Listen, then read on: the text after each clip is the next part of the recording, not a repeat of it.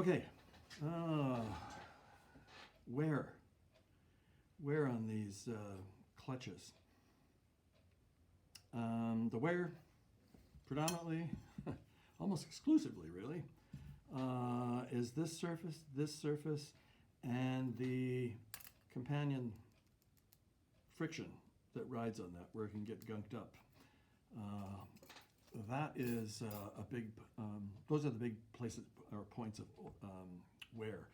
So it's important to get a good amount of oil down here and back here.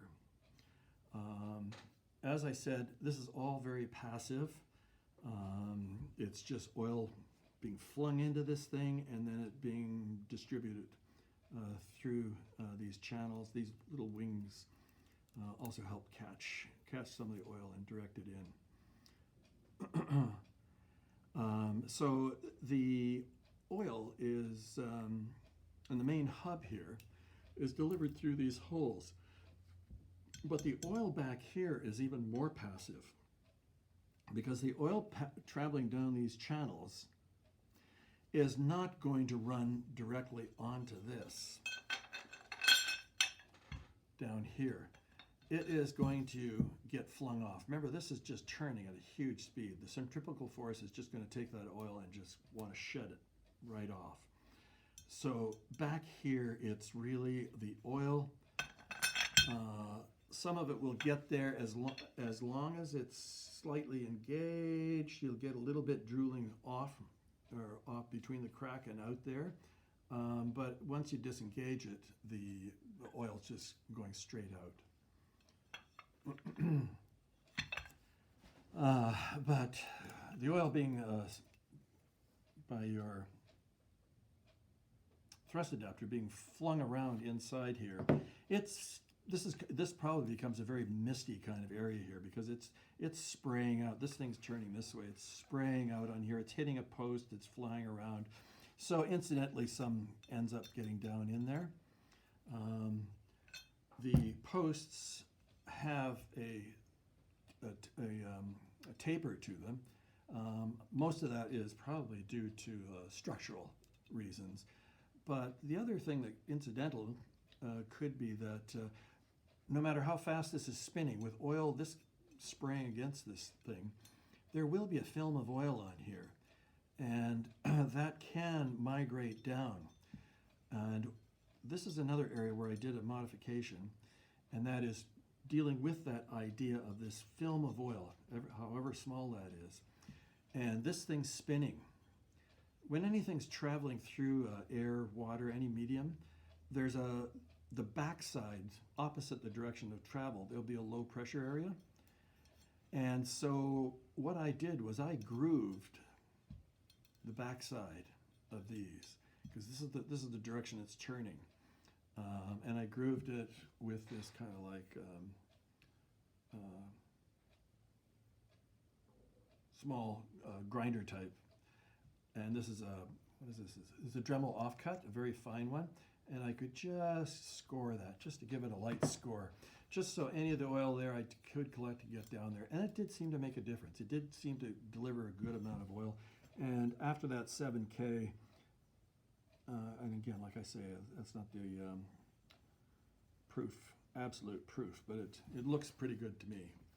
So this was another little modification, and it's within easy reach. It's not complicated if somebody wants to do that themselves. The other thing, the clunk, to get rid of the clunk, and talking about wear, is the basket itself. This is a big, expensive piece. And these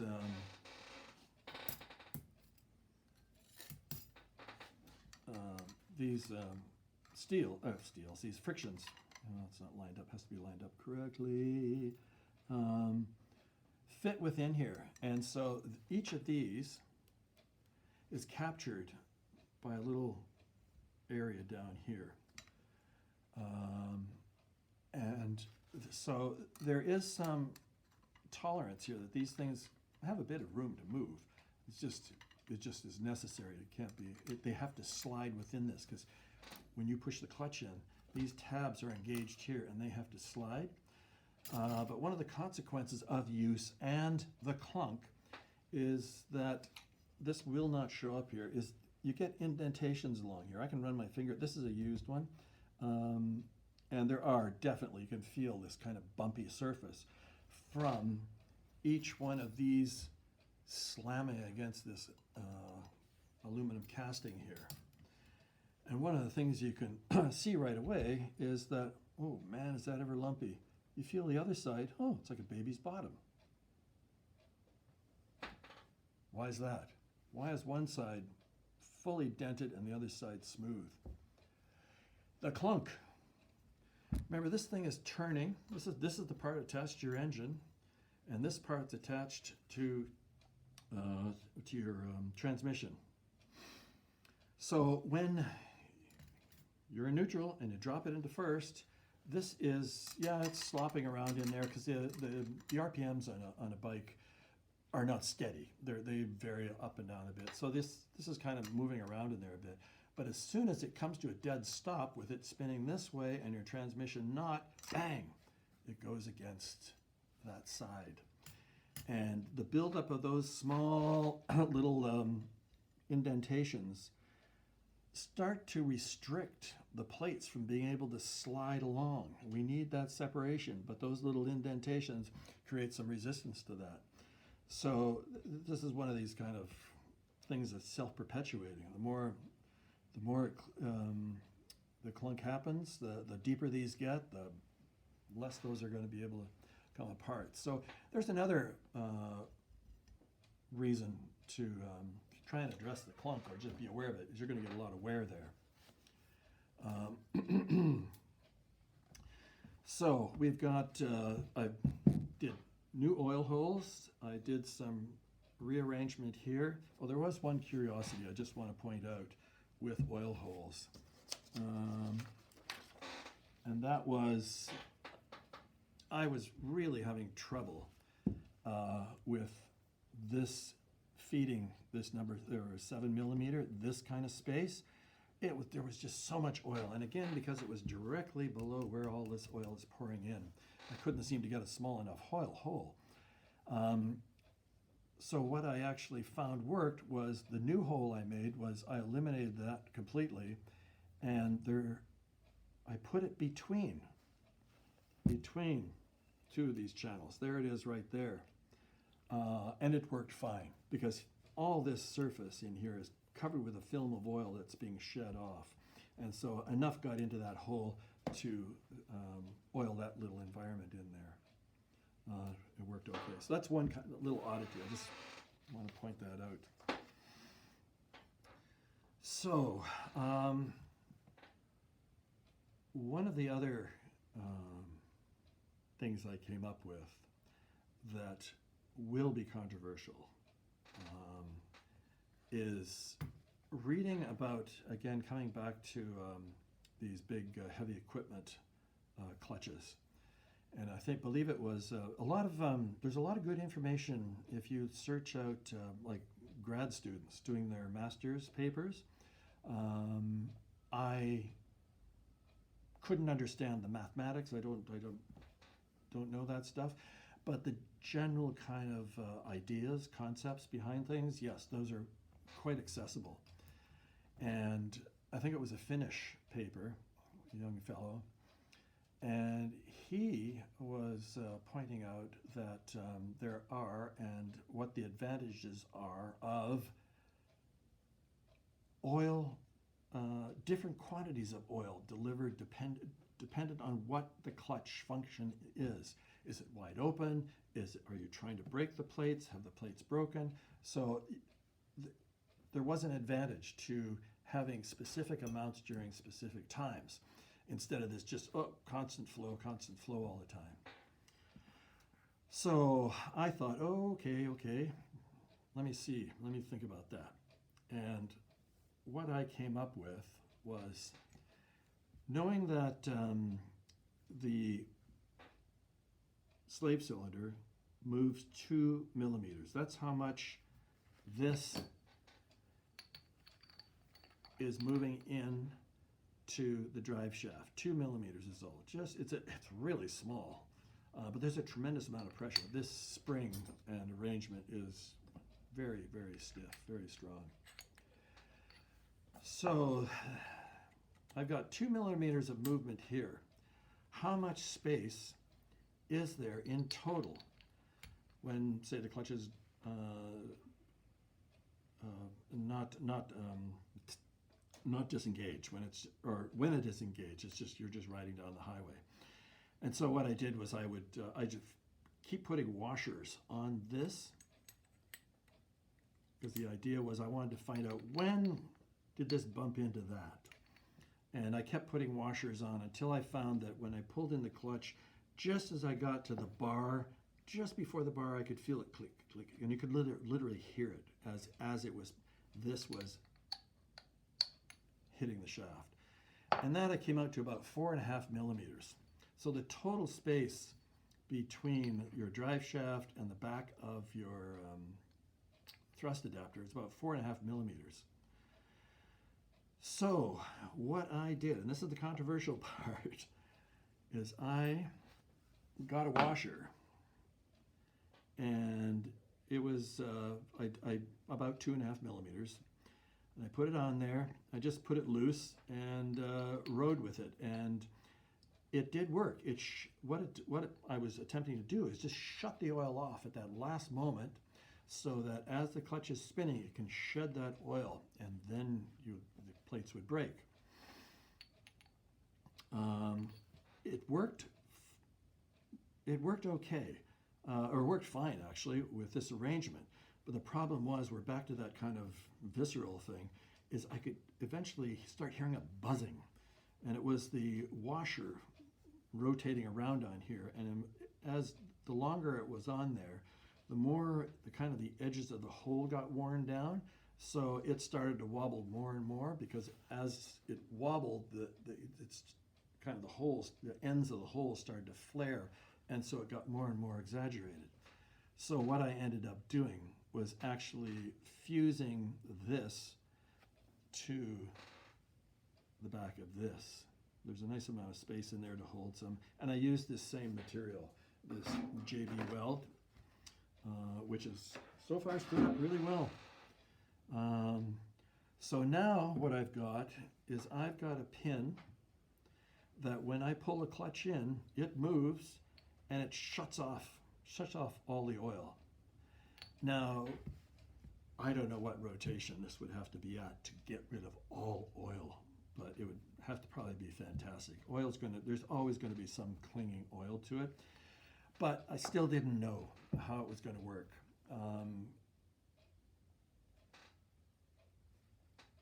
And it appears to be working just fine.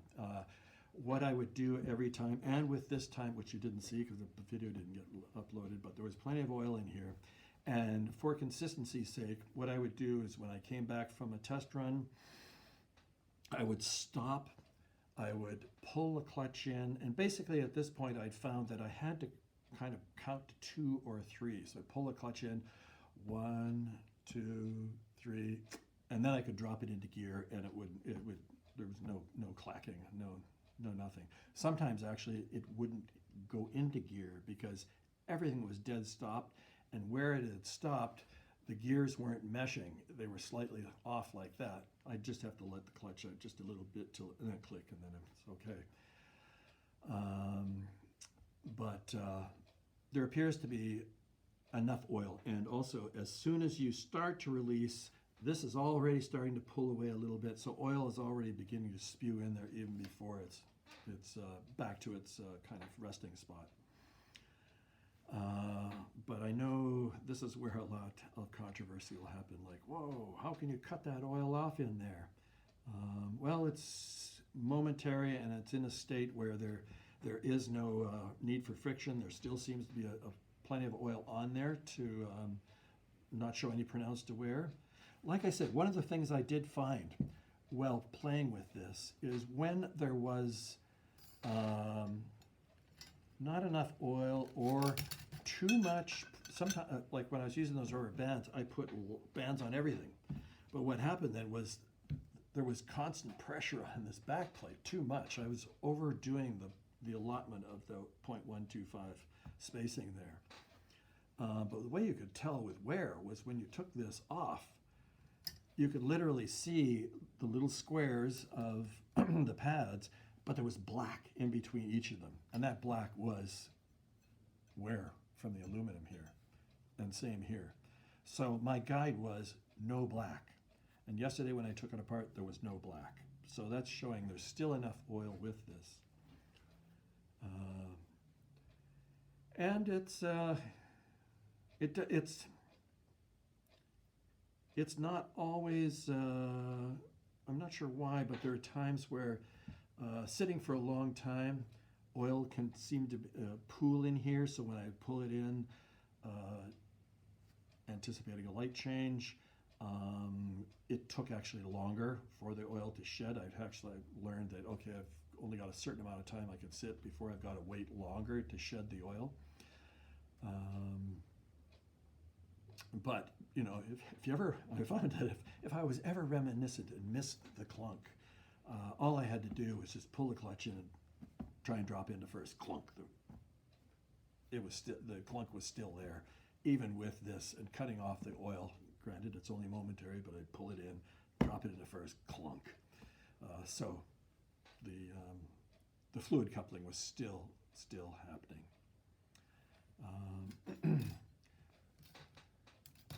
Let's see here. Trying not to forget too much. So this is, again, I'm not saying in any way implying that anybody should try this or suggesting this is the only way. There's a lot of remnants, relics here from my progression of trying different things. But for an overall understanding of what's going on, personally, I like to understand what's going on, even if I can't see it. There are other indicators like your clutch, like the sounds, like the feel when you let it out. But I will make a suggestion that if anybody's interested, like I'm tired, you know, like I said, over 150 times into this, I'm done with it. But if I were to do it again, I would approach it with probably one of the first things I would do would be this. Just to see, without changing the size of the original oil holes, my suspicion is that it would probably still be too much oil. I would be tempted to go with the pin that came with the 1300s had two grooves. This was BMW trying to address what they thought was the need for more and more oil. It started out with a little aluminum plug that was stuck in the end of the drive shaft that had a little flat spot. Then I think they went to one with two flat spots, and that didn't work. And then they went did this pin with one channel, and then they decided, oh, still not enough. We're still having problems. We need more oil. So they went with two slots to deliver more oil. Now, backing up here, I started off approaching this thinking, oh, it needs more oil. The 2009 K1300s had the old oil pump. In the middle, I think, of 2010, BMW introduced an oil pump with 25% more capacity. Again, I'm sure it had a good effect on the engine, but it might also have been an attempt to help address with this ongoing thing of more oil in the clutch. So anyways, yes, I upgraded. I put that pump in there, and again, that was early on. I discovered now I probably wouldn't bother. But back to suggestions, I would probably, if I were going to do it again, I would get a single pin. Get your washer. This washer, I had to find a washer, the right thickness. I actually had to hand emery paper it down a bit, and I put it on a lathe to get it the right diameter of the existing bearing. because this bearing and the slave that's out here are oiled passively, again by just the atmosphere within here and oil traveling through here, into here, and through there. So you do not want a washer that blocks any of this off. But so that would be probably the first thing I would try if I were going to redo this. Don't change anything, try this first.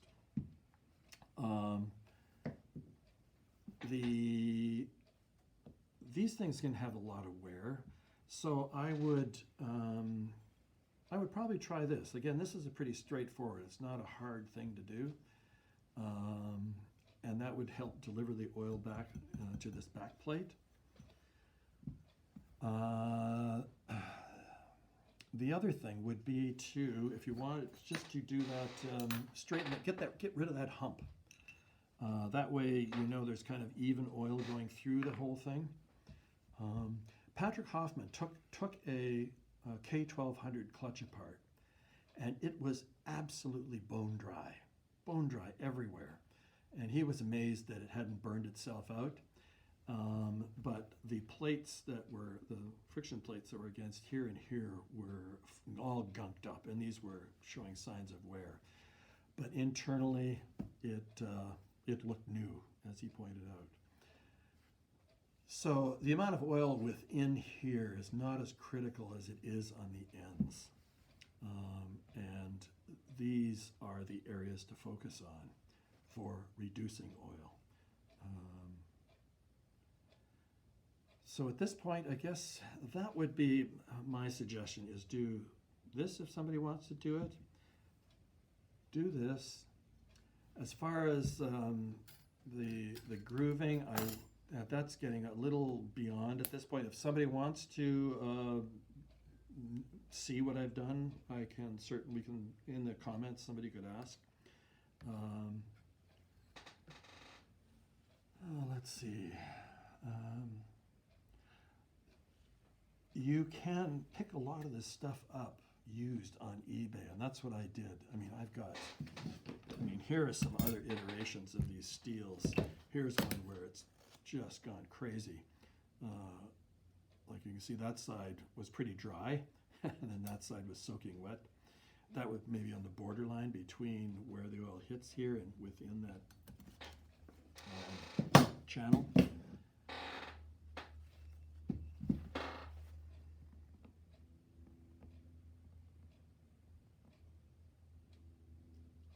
Okay, I think that might be it. I haven't got a script because I do not know how to edit these things and splice things together. I don't do it, I do it very rarely, so I'm not motivated to learn how. Just one other, this is more of a maintenance thing if you guys are taking this apart, and it may have been apparent to most, but I made a mistake, and that is when kind of reattaching this thing, I would crank down quite a ways on these screws and then go to the other. And what you're doing when you crank down on those screws is you're depressing, you're kind of preloading this or loading this spring up. And I actually stripped one of the posts in one of these pieces that I bought. So just as a suggestion, just kind of go tight, and then go tight, just finger tight. Keep doing it until you need your torque wrench. And speaking of torque wrench, the side casing on the bike, on the clutch side there. A lot of people have talked about, the gasket and the screws, don't reuse them. Well, in the over 150 times I took this apart, I've just used 2 sets of screws and 2 gaskets. Those screws are meant to be used only once, and that's because they're tightened down to 3 Newton meters, and then you add 90 degrees to that, and that 90 degrees is stretching that screw a bit. So the screws, once they've been like that, it's not a good idea to reuse them again. I suppose they could strip and they could also break. But I bought a little dedicated 3 Newton meter torque wrench. And so I would do up all those, I don't know how many screws there are, 20, 21 something. I would just do those up to 3 Newton meters, not beyond that. And as far as the gasket goes, like I say, I never took the gasket off. I would leave it on the bike all the time and oil it before I put the side back on. So it's, yes, according to factory, you know, the specs and all that, you're supposed to replace it all the time. But I got through that on my 7000. I did notice one area where there was a bit of oil. I couldn't even see oil. It's more like a mist, a little film. And I just simply hand increased the tightness of those bolts around there. So personally, I would offer up, don't worry about that. I would not hesitate to use them. One of the other things that I would completely endorse, and it's a suggestion by a number of people to deal with this clunk, is forget about everything I've said here and never have the clutch out and pull it in and drop into gear. Never go from neutral into first. When you start the bike up, pull the clutch in, put it in first, start the bike. And when you come to a stop, just pull the clutch in, have it in first. The real wear potential, or the only potential, is really this bearing and probably the slave would be with that amount of use. Also, if you're doing a lot of city riding where it's necessary to sit at a light with the clutch in, you may develop a hand like Popeye's arms. But otherwise, it's a really good suggestion, an approach, a legitimate approach to get rid of that. Then aesthetically, when you come to a stoplight and you take off from that stoplight, nobody's going to be turning their head to hear what that huge whack was. And these are certainly robust enough to stand up. They are also a lot cheaper to replace than dealing with the basket or even your clutch itself. So that's something that's I would endorse doing, and I may do that myself if I were to go back to the original. Just forget that. But this has been done. It's probably a little edifying, I hope. It was satisfying for me to arrive at something that works. It was difficult because I'm anytime you're trying to work to change something that's already designed with certain parameters and you try and introduce other ones, there was no way I could introduce that spacing. That would have been the very first thing to do. That would have been wonderful, but can't be done. So it had to be some kind of funky alternatives. So I hope you get something out of this, at least a little insight into the clutch on your bike. If you have any questions, feel free to ask. And yeah, happy riding.